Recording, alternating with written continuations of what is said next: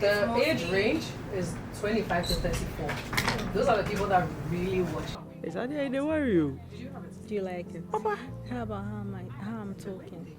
I won't lie to you. I wasn't even listening to you. I was admiring what you were wearing.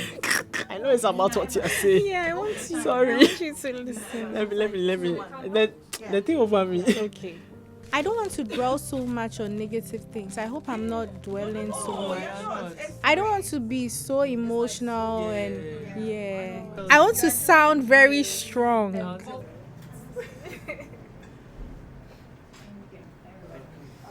So, how do we start without praying? At least let's say a prayer and then we can start. What if I'm atheist? Okay. What if I'll pray with her. What if I'm Buddhist? I'm joking. Thank God and then we can start. Okay. Osofu Sadia. Our Lord and Heavenly Father, we thank you for today. We thank you for what we are about to do. Father, may whatever we do here, may it turn around positively in our lives in the mighty name of Jesus. We thank you for your protection. We thank you for your wisdom. We thank you for your understanding. We thank you for every single thing that we are about to do in Jesus' mighty name. We give you all the glory, honor, and adoration. In Jesus' name, amen. Amen.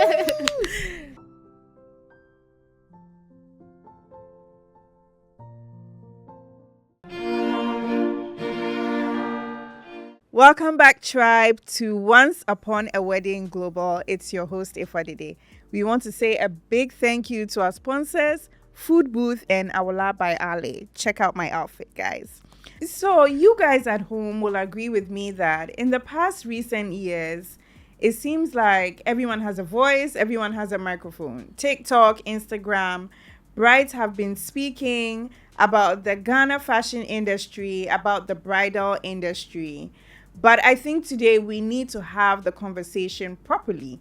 Is the industry listening? Is it not listening? Should it be listening?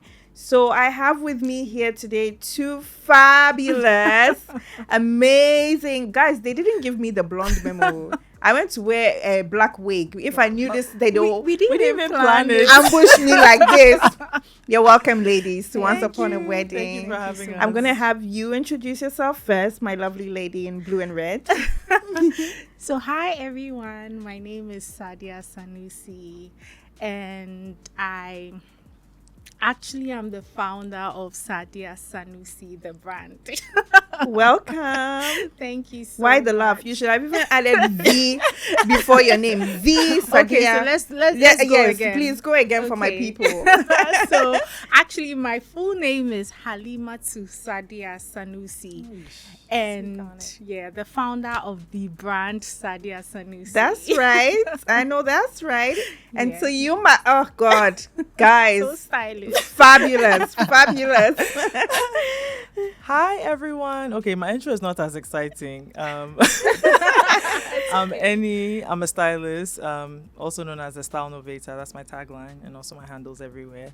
I am a stylist who specializes in fashion, image, wardrobe, and I'm also a creative consultant.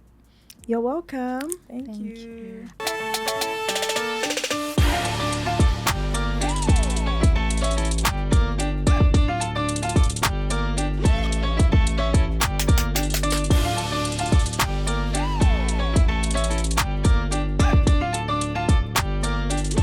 I have a question before we actually get into a conversation. For the sake of education, our audience at home, what is the difference between a designer and a stylist?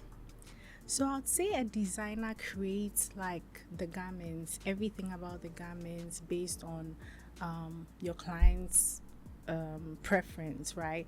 But a stylist curates everything from like the looks. So they create the looks, how the color should combine with the earrings, like all those things. They are looking at the entire look of the dress, whilst the designer is looking at the construction of the garments and how the concept works with the construction to create a piece, like a masterpiece. Annie, what would you add to that? Okay, well, I agree with her. But a stylist can also double as a designer, right?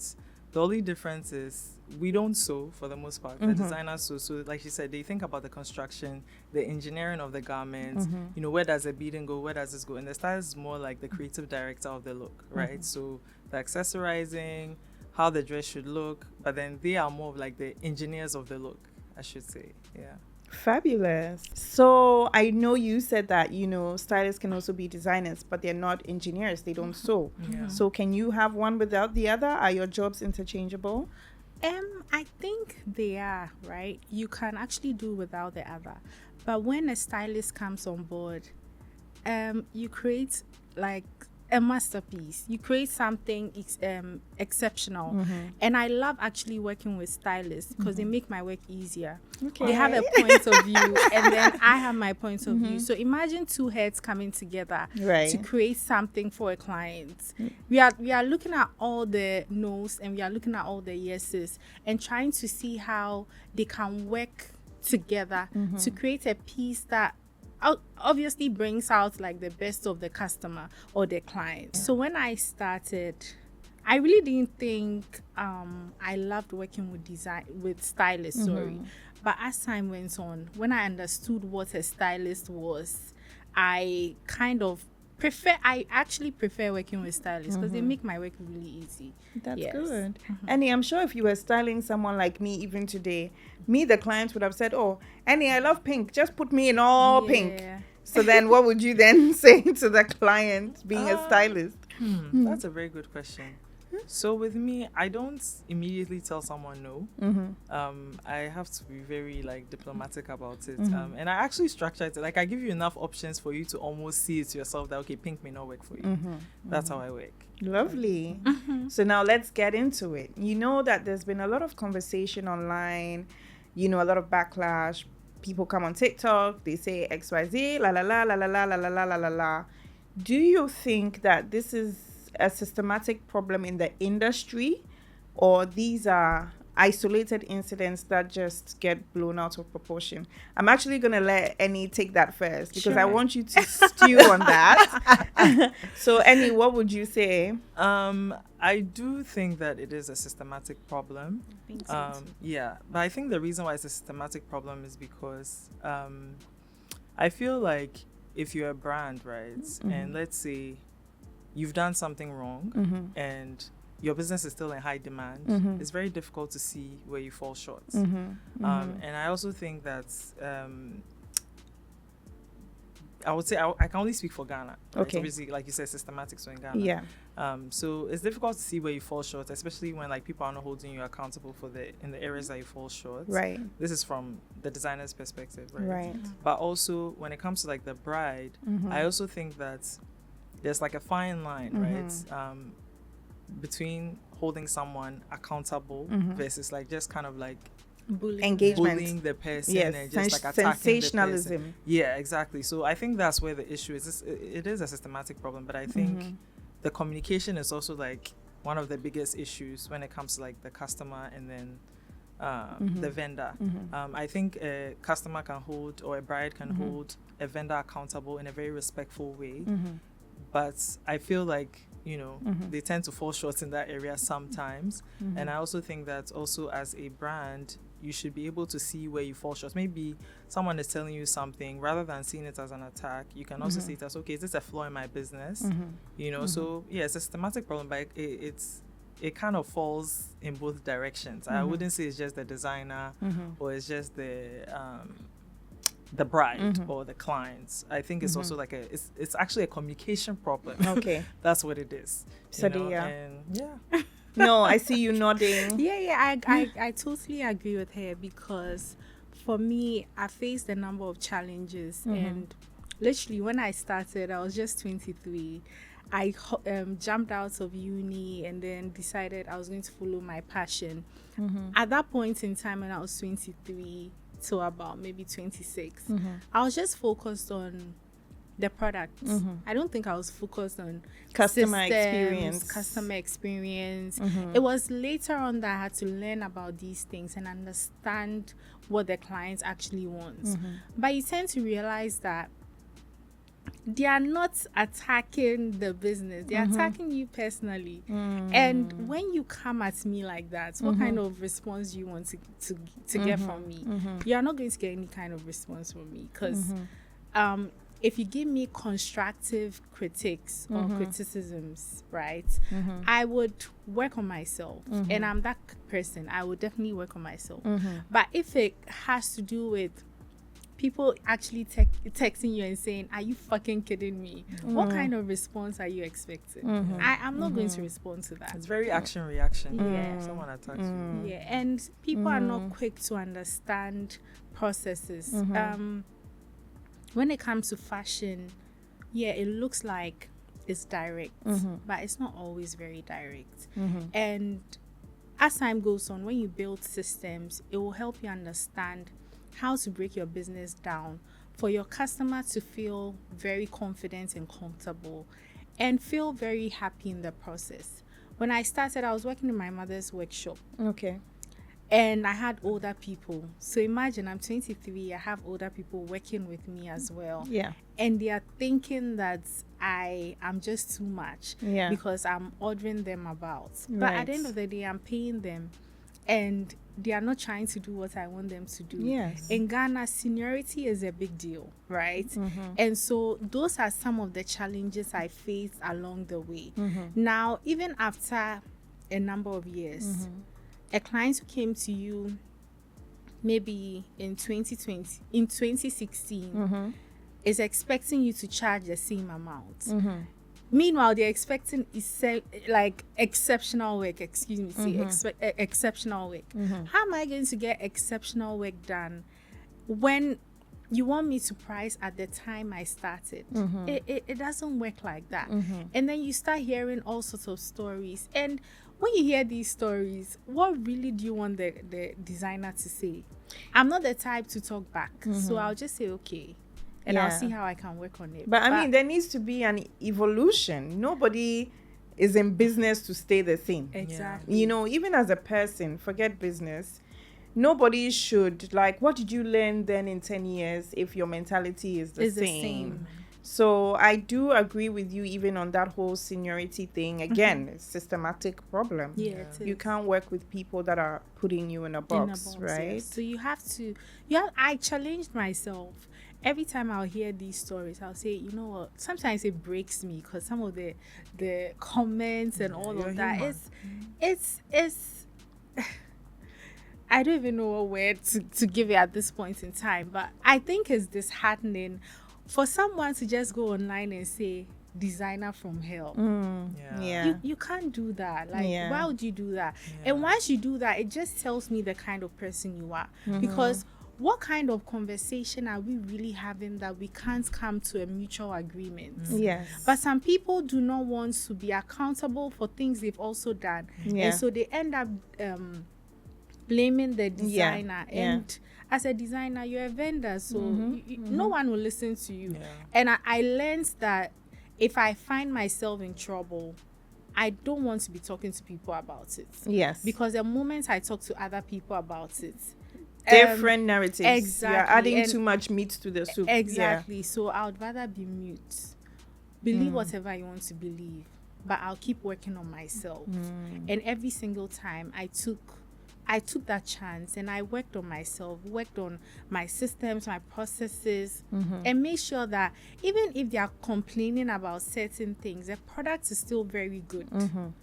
And I'm still checking it. But, you know, Rome wasn't built in a day. Of course. So change doesn't just happen.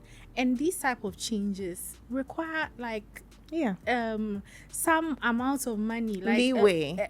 A lot of leeway, and then quite an amount of money to hire the right people to check your processes and to ensure that the customer has like a great experience. So it takes time. It doesn't happen suddenly. Yeah, I agree with you. And I mean, sometimes I feel like people do not give that space where you have, for example, a big corporation like McDonald's. Every day the ice cream machine is not working. But you don't have people coming online saying, takeaway vendor from hell or McDonald's from hell. When the machine is not working, you will still go back. You will still go back. So why do we choose to pick on certain people or certain vendors? And you know, guys, this is why we want to have the conversation at Once Upon a Wedding, so that you can also hear from the other side it's always about the brides or the couple or the client, so that we can know what you vendors are also going through, and maybe be a little bit more human with the education that both of you are going to give us today. I remember when I also started, I would hear stuff like, oh, she's not very she's too bubbly, right? What? She's too bubbly. So I decided to tone it down a little. Then she's not friendly. So at that point, I'm like, okay, what do you guys actually want? Are you here to make your dresses, or are you here to check my attitude, or all these things? Does it really matter? And I also realized I had to be stern because I'm really young and people won't take advantage of me. Some people want free dresses. There was one time someone wanted a dress and I didn't know she wanted it for free. I went ahead, did it, and then sent her the invoice. And then she was obsessed because I sent her the invoice, and I kept asking her, oh, when are you going to pay? Like a gentle reminder, kindly make the payments, all of that. She got angry and changed the whole narrative about me. So I became the disrespectful girl who made her a dress, and she literally she doesn't want to pay for it, but she's just changed the whole narrative that I'm disrespectful. You see, again, going back to systematic. Why do we do that? Exactly. And people want free dresses, and if you can't offer free dresses, then you become a problem. Girl, you can't be for everybody. You really can't. And funny you should say that, because my next question was going to, what does a healthy designer bride relationship look like? So do you get in contact with the bride first? Does any get in contact with them first? How do the three of you then merge and start working together?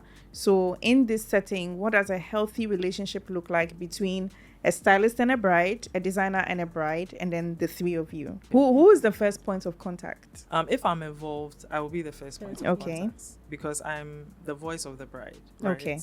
So I will reach out. So I'm kind of like the glue between the bride and then the designer. Okay. So the bride gets in contact with me, I have a look. Sorry, I'm getting married, and I'm looking for people to kind of make my dress, or just basically bring the look to life, right? So then I'll have my conversation or consultation, and then after I reach out to Sadia, a designer, and then I have that conversation with Sadia as well, and then the three of us come together to have like the final conversation before we go into business. I'm going to put you on the spot, Annie, and I know you warned me about this. But do you feel like essentially industry relationships matter? Do you have a preference which designer that you choose to work with? Because I might be a diasporan bride. I don't know anybody. But I know I want Style Novator to style me. So I come to you and I say, okay, Annie, this is what I'm going for. This is my look. You go to any designer that you feel can pull this off. So you as the stylist, do you feel like industry relationships matter? Do you have a preference who you work with? Okay, so those are two different questions. Industry relationships do matter. Okay. But more from the perspective of like having a good enough relationship with people where they understand how you work and be like, okay, I know that Annie is serious about her job, so if she comes to me with a bride, it's going to be like a healthy working relationship. Yeah. So from that perspective. Yeah. And then your second question was, if you have a preference. If I don't look at the person looking at you. Oh no. In terms of preference, actually no. Okay. I don't. Yeah. And the reason why I say that is because I've worked with her I've worked with like other designers as well for a while. But it's not really about preference. So the way my brain works is more about which designer works well for the bride. Yeah, so I don't choose based on who I like, or it's not about that. Yeah. It's about the person tells me what they are looking for. Okay. Right? I dig. And as the conversation is, growing, I'm like, Sadia. Okay. This person or that person. It doesn't really matter to me. I actually even have brides who come to me. I don't pick all the time. Yeah. So that one is it's not always on me. Yeah. Sometimes a bride will actually come to you and say, I want to use Sadia. Okay. I want to. And I will never be the person to step in and say, why don't you use? I don't believe in that. Okay. Do you understand? Because I also feel like if someone feels strongly about someone, it is for a reason. So I will give the person that person. And then on my side, if I pick, it is solely based on who works for the job. Do you understand? So maybe Sadia is like strong in like details or whatever it is, So I'll go to Sadia. Do you understand? Maybe the next person is strong in architectural something. I'll go to that person. So it just really depends. Okay. Maybe somebody else, their area of work is rustic. It just really depends for me. So that's how I work. Good. Yeah. And Sadia, how about you? For me, I feel like it's very essential. Okay. It's important because we're able to talk at any time of the day. Okay. But if I have to talk to a customer or a client, then I have to book the time. Okay. I have to make sure my team is on board, at least one person from my team who can record the conversation and keep the information. Like memos. Memos, have memos and all of that. So it's very essential that you have a good working relationship with other vendors in the industry. Right. And when it comes to a relationship with a client, I'll say a healthy relationship is when everything is stated and is very clear. Like my processes are stated, very clear. The client knows what she wants. It's stated, it's very clear. And then we come together to create something. Now, for me, sometimes when I'm designing, I need some time. I'm trying to come up with something that has never been done before, especially with the kente fabric, because that's what I'm known for, even though I do other stuff as well. I want that space and that time to create. I want to be able to rethink about the ideas, reconstruct it in my brain and see how it looks. Then I think about the person's body. But there are designers who do not care. Once you send your designs to them, they are giving you just a replica of what you've sent. I don't do that. I don't even know how to copy. It's so bad. I always, if I have to copy something, it's a problem. I didn't do this dress. Why do I have to copy? If I copy, I'm adding stuff, I'm changing stuff. But copying is not my thing. So I feel like sometimes when you can't really describe what you're seeing in your brain in basic words, and the client doesn't understand why you cannot explain what's in your brain. I'm more expressive when I'm working with my hands. I'm more expressive when I'm sketching. If I cannot sketch it, sometimes you can sketch it to a point, right? But then everything is still marinating in your mind. And when it comes out, you're able to rethink about certain things and then redesign the dress. But they want you to be able to tell them everything from beginning to the end. It doesn't always work like that. And even in terms of beading and coloring and all that, sometimes in the beginning we want to use a particular color, but then as time goes on you realize that it's too common. People do that a lot, so you want to switch it up a little, give it a little of a tint or a shade of the same color so it looks different. But for the clients, they don't get it. But if you have to work with a designer, you need to trust the designer. You need to trust them 100%. Even if you don't trust them, at least some 90% will do. And that alone is some sort of positive energy you're using to support whatever cause or whatever agenda you guys are both on, right? So it's essential for us to have clear communication and avoid all these attitudes here and there. Let's say, for instance, we have a group where we communicate and everything has been discussed. Now, as a client, you go to the headquarters, your other people, to confirm certain things. Group chat. Yeah. And then you come back and you want to add another person who is coming to change the entire thing. It's problematic. And now if you are not careful about prompting them, clients will get upset. I think that leads me to my next question. What are some of the elements that are in both of your contracts? So do you state that, listen, you are dealing with me as a stylist and you are dealing with me. You are dealing with me as a designer and you're dealing with me. As you said, now external people coming into our communication group and all that, we don't tolerate that. So please walk me through some of the key elements of your contract with clients. Okay, so in my contract before, I didn't have a contract that supported the business. I guess that's why I was going through a lot of issues. So I sat down with my team and then we came up with, we outlined the different issues that we had and found a way of sorting it out. And then embedded it in the new contract that we have. So in this new contract, we have discussions about the illustration, consultations, scheduling, fittings, delivery times. And when it comes to delivery times, there are times that we haven't done a good job. I'll be very honest. I like that you are being accountable. But we haven't done a good job. But then when I have to ship a dress because I'm late, I'll go ahead and do the shipment. But clients do not tell the truth. Some clients do not tell the truth. Yeah. So they make it one-sided and make it seem like, oh yeah, you delivered late and you did this and you did that. But then I did my best to meet the target. To meet the target, or even ship the dress at no fee, right? So all these things have to be stated in your contract, that if you are not able to deliver on time, you take care of the shipment. And when it comes to illustrations, the number of illustrations we are willing to give you, the number of changes you can make, fittings, if you can come with some other person, and also discussions about third parties. For instance, with the kente, we have to source it from another vendor. Okay. So we usually have a different page so that we don't transfer, we don't mix communication. So every communication about kente is on that page, and then every other conversation we need to discuss about your dress is also on the page with us, right? And I guess since we changed it, it's been working. In terms of payments, you have to pay for consultation, of course, because there are some clients who will come, you do the sketch, they tell you, oh, I'm not interested.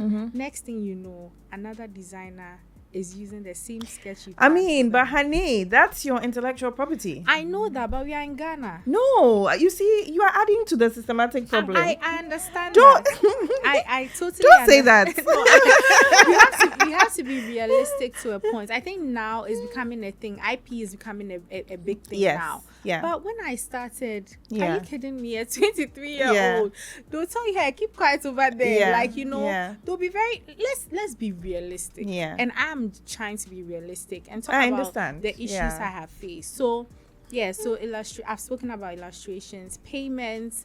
We take 70% before we start. Okay. And then when you finish, you have to make the final payment and then pick up your dress. Okay. You have some clients coming around. They don't want to make the final payment. They want to pick up the dress and then pay later.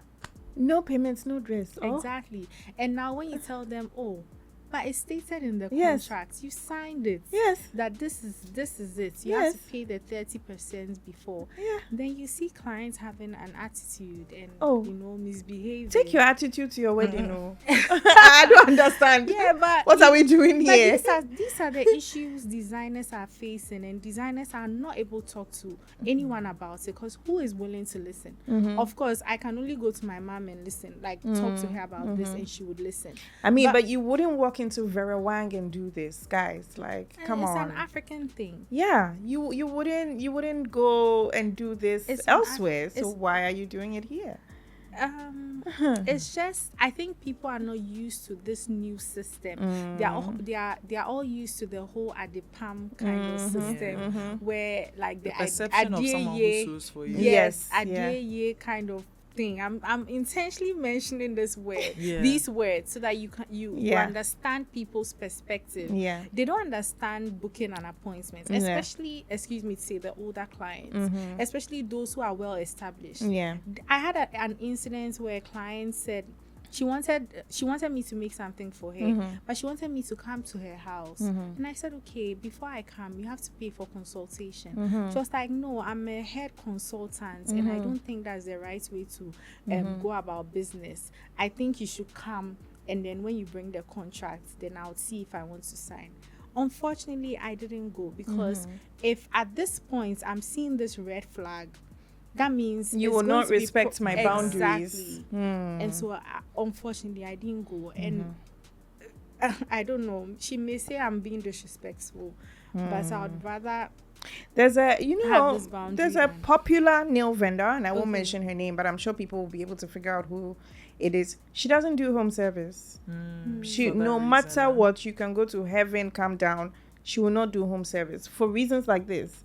First of all, she shares your sentiment. Creativity is sometimes as you are doing it. Yeah. Now, if I've come to your house and I only came with maybe 10 nail polishes, now suddenly there's a change, or you want to do something. Indigo. And Yeah, indigo is not in the lineup. You've already blocked my creative process because my indigo is at the shop. Yes. And so for this very reason of like, oh, come first, I might sign, I might not sign, she does not do home service. I mean, but can I just say, I don't mean to shamelessly plug myself, but that's why you need a stylist.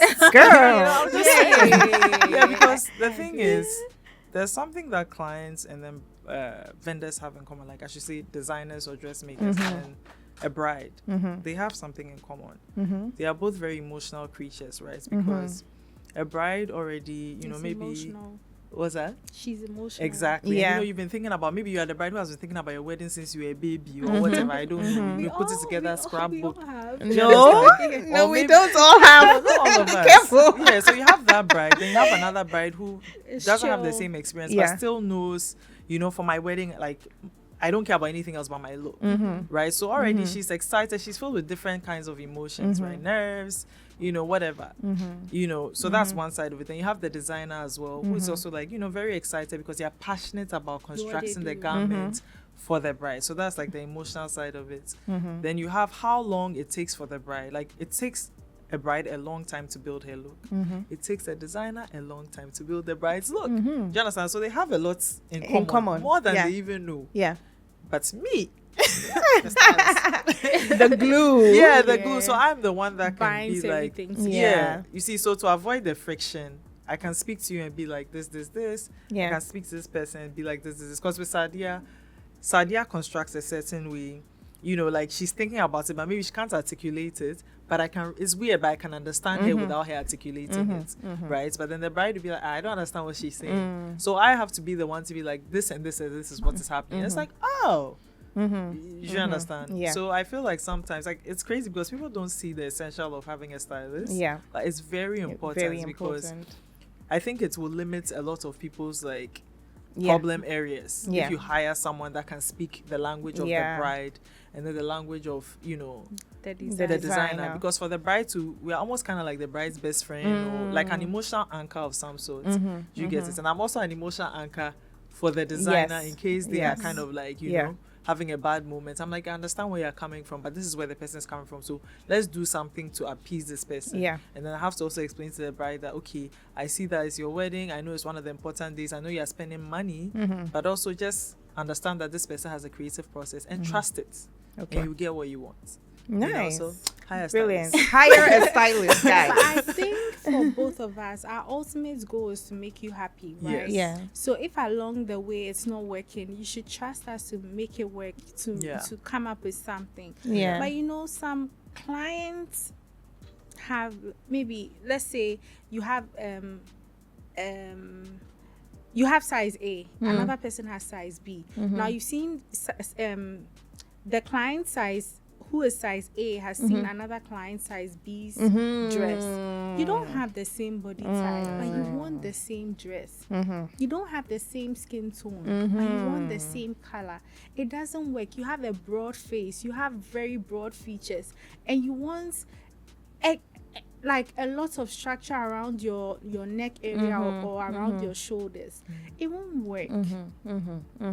I don't even, it's not my line of work, and I don't think I even thought about all the things that you're saying. It wouldn't work, but some people will still say, you know what, this is what I want. And do so it at for that me. point, what do? You have your brand to protect, because obviously everyone thinks, oh, you're a Sadia, so you produce like really nice clothing, very well structured, good finish and everything. And this is another client who wants you to create something that doesn't move along with her body type. What do you do at that point? Yeah. And then If you are not able to, if you are not careful, you would be put in that corner where they would say, oh, you are body shaming someone. So you have to be very mindful. The situation has become very dicey. Yeah. And so sometimes keeping quiet as a designer will save you so much than actually voicing out. But I mean, there'll be times where the clients themselves say, I want this. Yeah. They get that. Yes. they go online, they don't look good in that. We all knew they weren't going to look good in that because, as you said, maybe it wasn't for their body type or their skin tone. Now it's the designer's fault. Yes. What do we do then? At that point, as a designer, you've already taken your money. And you've been paid.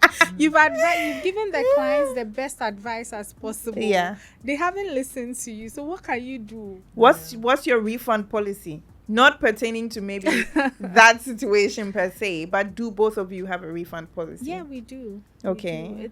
It's important that you have a refund policy. Okay. Because you don't want trouble sometimes. You want to be able to just give people their money to be able to move on. So Sadia has talked about, her price policy and her contract policy. But for a stylist, I know it might be a little bit different. So do you have a contract with your clients? I do, but it's definitely not as complex. Okay. I feel like for me, it's very straightforward. Okay. Right? Because you're booking me.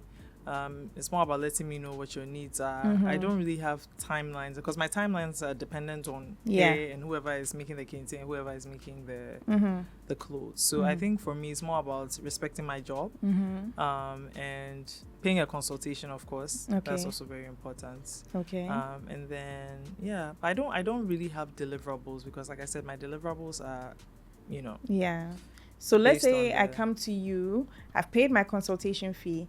First of all, is the consultation fee a flat fee for everyone?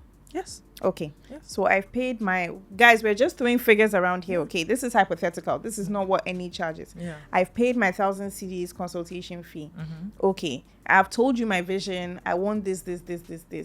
And then you charged me, for example, 15,000. Sadia now comes to you and she has paid her consultation fee. She has told you her vision and you charged her 5,000. Why did you charge me 15 and charge her 5,000? So it's not a one size fits all. Okay. Right? Because it's very interesting because on the outside looking in, when people are going to have weddings or when you hear about people going to have weddings, you're assuming that it's like, straightforward. You come, you want to make your kente, you want to sew your dress, someone does your hair, makeup, or you come, someone makes your wedding gown. Like, it's not that easy.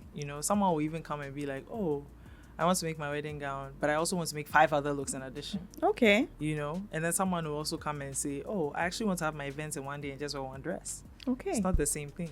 Yeah. Or someone will also come and say, I already have my vision, I have my dress, I just need to be accessorized. Okay. So it can't be a one size fits all when that happens. So it's a curated experience. It's a curated, It's very So my style is very personalized. boutique. Yeah.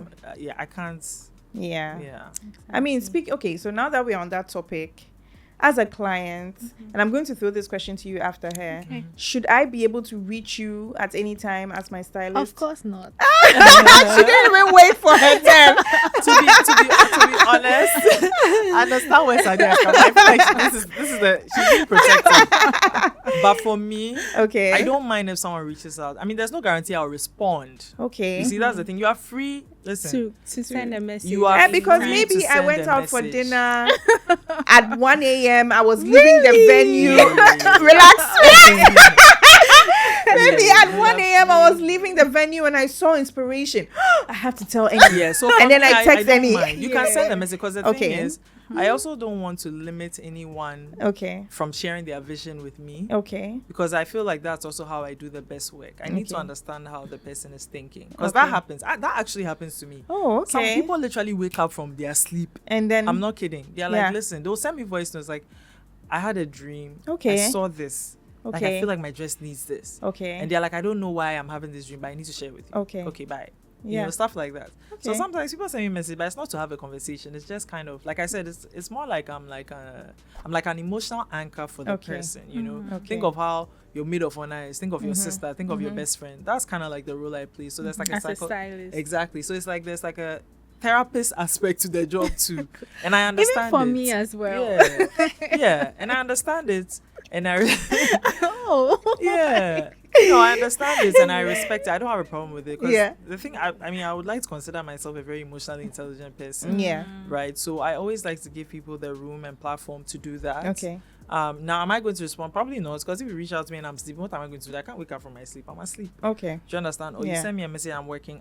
Yeah. You know, but I won't limit anyone Okay. from doing that. Okay. But I can understand when a So designer does that 7 because days they a work- week, Yeah, 247. Yeah. I used to do that. Okay. Yeah. When I started. Used to. Okay. Past I had tense. no But she also does a different boundary. dynamic. She works Yes. in an office. I don't. Yeah. Okay. I mean, my work is mobile. Yeah. Do you understand? Yeah. But she works in an establishment. Yeah. There are people working under her who, you know, it's like there are different departments of this. Yes. So you Yes. like, there's no way you're going to send a message and because the person who is suing, they are not awake. Yeah. To be Right now, honest, what do there we are do? times when I'll see it at 1 a.m. And I feel like, oh, let me just respond Yeah, to depending this. on how you feel. And then let yeah. me tell the admin team that, oh, I just responded to this. But ideally, it doesn't help you set great boundaries. Yeah, it doesn't. Right. And if you are running a business officially and more structured, you know that after closing you need to focus on personal things, Yeah. right? But sometimes when you are too passionate and you are too Yeah. involved, you know, even at 11 o'clock 11 p.m. you feel like you want to respond. You know, there are times when my team was like, you need to stop these things because Yes. they need to understand that we closed. Yeah. We are not working. Yeah. Like, it's a weekend. Yeah. And people are messaging you. Meanwhile, you've made it clear in your contract that That- working hours from Mondays to Fridays, 9 a.m. to 7 p.m. Right? Of course, if we have something to do for you, we'll go out of our way and out of our working hours to get it done. Yeah. But then at 12 a.m., Yeah. 1 a.m., Yeah. you're texting It's a bit me. unheard of. Exactly. The dynamics but, are very But you different. see, Yeah. we are also working with people in different time zones. I Yeah. agree. So Yeah. I kind of understand them. But Yeah. in understanding them too, they also have to understand you that guys. yes. we don't work with their time zones. We work with our time zones and we run the business. You Yeah. don't run the businesses for us. Yeah. So if you are messaging me at 12 a.m. your time and it's maybe 12 p.m., you can't get a response. And if you want to buy something within, you want to work with us as a business, you also have to look at the timing and make sure you're messaging us respectfully around that duration or like that time frame that we've stated clearly, and it makes life easier. Yeah. Right. Yeah. Now if you don't respond, it's an issue. Yeah. And if they text you on Saturday, they don't get a response, and they get a response on Monday, it's a problem. But imagine this, as a business, right? So many people are texting you at the same time. So sometimes on Mondays, we are not able to respond to all the messages. Yeah. But it's like people want quick responses. And you have to be mindful about the information you share. You have to think about it clearly. Because sometimes it's not very straightforward. It looks straightforward, but it's not very straightforward. We are dealing with colors. We are dealing with different shapes. We are dealing with different hues and tints of a particular shape. So if the person doesn't think about it carefully to respond, you'll be expecting one thing, and when another thing is given to you, you may not like it. Another issue we also have has to do with sourcing. Okay. In Ghana, we don't necessarily have a lot of businesses or fabric businesses. outlets. Yes, Yeah. outlets or businesses. So there's some struggle when it comes to sourcing, looking for the right materials or the right accessories to combine with something to create a dress. So when it comes to sourcing, there's also an issue. We have to sometimes go abroad and get these things, and it takes time. And to be honest, if you want to make a bespoke dress, you have to be patient, because the moment it becomes if you want bespoke and then it's done for you within 6 hours, I would really question the quality of whatever you're getting. Bespoke is not easy. Regardless of how much you've been doing it for years, it's like every year something comes up, you have to perfect it, and that's what everyone wants. So you have to take your time in getting it done and getting it done well. I would rather take my time, get it done well. The customer wears it, she's very happy, than rush it and threats are running out.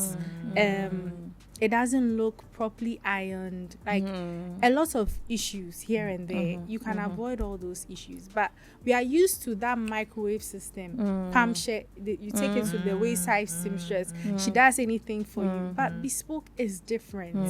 It starts from conceptualization, idea development, sketching, all these processes. And imagine skipping that and then just producing a dress. And that's what a lot of people are doing. There's no concept. It's just the client wants it, so let me So get the it client done. is having it. Can I just say something as well? Yes. Which is to my earlier point. So, in terms of the reach out, right? I mean, honestly, I have to give a shout out to my brides, because my brides, they are very respectful. Like, sometimes it even scares me. I'm like, yeah, you need some really nice ones. Yes. Look, respectful. Even if they send you that message at 1 a.m., like I said, it's just to send. It's not to torment me. It's not to terrorize me. No, like there's something in their brain where they're like, I understand that this is after hours, but I'm just sharing my thoughts. You know, if it's a Saturday, they are not expecting you to send that message back on that same Saturday or Sunday. They'll wait till the working week, you know, but they are just, like I said, they are sharing it. So honestly, shout out to my brides. Like, I love the it girls for are, you.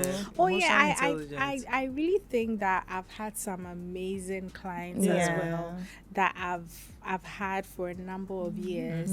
And anything they tell me to do, even if it's a pant, yes, you would run and do it.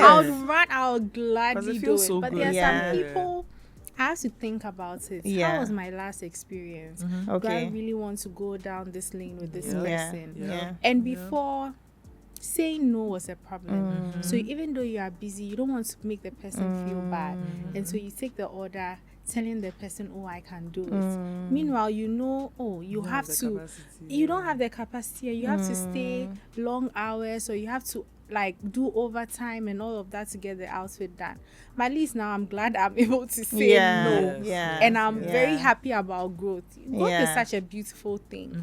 But you can't always look at it from the negative light. You also have to look at the positive. Okay, so over the years, what have I been able to do? Let me maintain this. And it's very important. Now that we're on that topic though, you spoke about Bespoke. So for our audience at home, who I'm sure are going to like, comment, share, and subscribe, Bespoke is something that is customized for you. So I know now in the bridal industry, there's a lot of bespoke kente. So I'm sure people are wondering why the kente prices are the way they are now. Some people might have the mentality that, but it's just kente. So what would you say to that conversation in the Ghanaian bridal industry about bespoke kente? Charlie, these days the styles are wild though. People are doing crazy things. Couture. The industry is growing and I love it. So there's a thin line between a designer and a seamstress. That's what people need to understand first and foremost. Now, you cannot, if you are going to a designer, they are using concepts to come up with something, right? And mind you, I have an admin team, I have an accountant, I have different, like maybe 2 or 3 client service personnel. Like all these people have been put on board to help me with the structure that I have built. So that's the difference between a seamstress and a designer. It goes through all these processes, and all these processes require human what's it called, labor or whatever, to make it happen. Now I have to pay all these people, and that's why it's expensive. And we are using the most expensive zips. Me, I don't compromise on quality. I'll use my last money to buy quality just so the client is happy, because I know once that dress steps out of the door, I'm getting 10 more by God's grace. Amen. So I'm getting clock it or crack it. So I'm getting 10 more. So we are buying the most expensive things. We are ordering from China and some parts of the world, just so we come up with a masterpiece. A seamstress is simply going to Accra, buying anything and everything just to make your dress. They are not concerned about the different properties that like each fabric entails, right? Yeah, because I know, sorry to cut you there, but for a fabric like maybe what you and I are wearing, Ankara is, one would say, lighter than kente, of course. Yes. So does it mean that it's because of the properties of kente is why maybe some of the prices are that way? Okay, so kente is a woven fabric. Before you start, you have to rip the kente off and align them. So there are times when you receive a kente fabric, the patterns do not align, right? So you have to take everything, rearrange everything. Engineering. Yes, me thinking they cut off. No, you don't just cut like that. Rearrange everything and now go back to your concept. What's the idea? What's this person's body type like? And how do I want to arrange the fabric in terms of patterns and colors so that everything comes together to give this person a beautiful shape? Maybe they don't have that hourglass body, but you want to curate it. Me And like that's this, what- you give me extra hips. Yeah, I'll give you extra. I'll cinch that way. I like the I know you love a You're more going on right now. Yeah. So what's a kente dress without a cinched waist? Yeah. Yeah. Every kente dress needs that cinched waist to give you that curated shape or like body form. Yeah. And these are things that designers conceptualize. A seamstress has no time thinking about this. You know, hers is you brought the fabric, style be now pay. Yeah. Right? Yeah. But we are looking at fabric, colors, skin tones, fabric properties, length, fullness, volume, structure. Like we are looking at all these things to create a piece, and we are working with all these team members to create a good customer experience. Now, if I'm the one cutting, I'm the one sewing, I'm the one picking calls, I'm the one what else? Answering Packaging, text. Yeah. answering Shipping, text messages, doing shipping. measurements. Yes. And so I realized that look, I'm one person. I Yeah. can't do it all. Yeah. I need Need a people on the team, team Yeah. to support and help me and Yeah. help with this So you big can, vision I deliver. have. Yeah. Now imagine I don't pay these people. That's why kente is expensive now. And with all these diaspora people that we are getting, they expect a certain customer experience. And we can only give them that customer experience if we are paying our staff well and we are managing our resources well enough to be able to give them that kind of service or that kind of products. Right, so that's why it's also expensive. So when you go to a seamstress, it's 15 cedis, but maybe when you go to a designer, it's 2,000 or 15,000, and that's where we have to come to. Yeah. I Yeah. want to actually add to that. So aside from even this is one cost too. The other cost is whoever is also weaving the kente. Exactly. Right, they also have to pay their workers. Sometimes even the threads that are used, there are different grades, right? Some are more expensive than the Than the other. other. They also have to keep. I mean, yes, they use like what's it called, like a manual technique to weave, but you still need light. If you are weaving in the Yes. night, you need electricity. Someone Yeah. has to pay for that Yeah. electricity. And Yeah. then and then not to cut you back. Yeah. Let's say these days that there's doom saw. Yeah. You need a standby generator. Yeah. Yeah. And now if you have like 40 people on your team, Yeah. Yeah. you need a plant. You Yeah. don't need a generator. Yeah. Because you need something sustainable enough, and these are things that we go to America and we expect, we understand why Yeah. things Things are the way that they Yeah. are. Yeah. but when we come down to Ghana, Yeah. we want the same service, Yeah. and we want to pay less. How is Yeah. that possible? Yeah, Yeah. yeah. Yep, I understand. And even you touching on this topic was my next question, which is Okay. what are some of the mistakes, the fashion mistakes you think brides are making when they approach you, Annie, or when they approach you, Sadia?